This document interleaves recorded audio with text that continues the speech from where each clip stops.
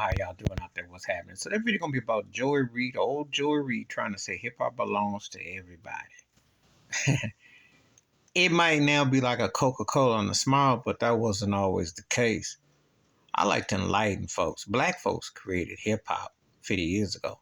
When I saw the Men's Health cover with Method Man, 50 Cent, and Busta Rhymes, I had to laugh because, they're trying to push this vibe that they want to create and romanticize the things.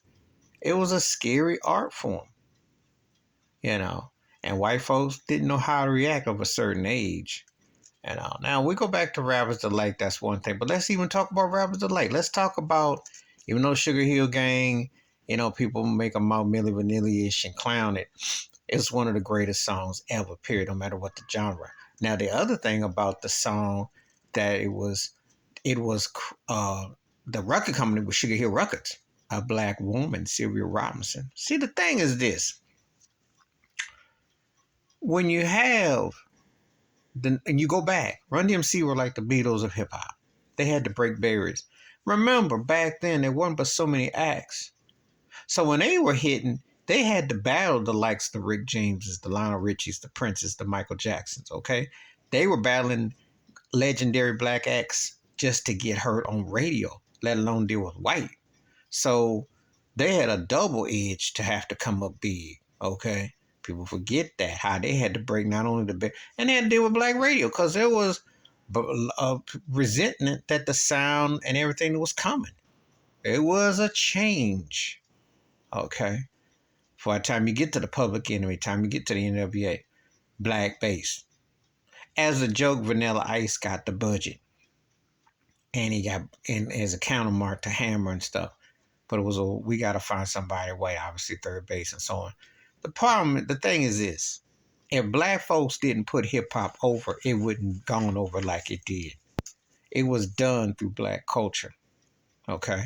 The music, the styling. When you talk about these boutique labels, be it Death Row, be it Ruthless, Murder Inc., Cash Money, No Limit.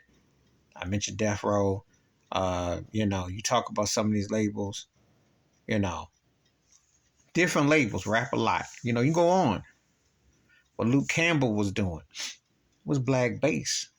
Had to have a black bass situation to make that thing pop. Cash Money laid all that. Black bass. Not saying they didn't have white workers on the situation, but it was black rappers, black work. Okay, let's just keep it 100. The Source magazine was pushing towards black culture. Everybody else got in because it was cool and fashionable. But let's remember. So I don't hear this whole kumbaya about when without black folks pushing it, because it was black music that was scary. Hip hop changed a lot of wigs and heads. Okay, just the saying. And before you talk about inclusive, it wasn't inclusive because anything black that's been created, unless they can whitewash it and water it down, then they give their stamp of approval after. Then you can get on with the sampling, but it was a black art aesthetics and black folks that had to push that. They had to push that envelope to push that music.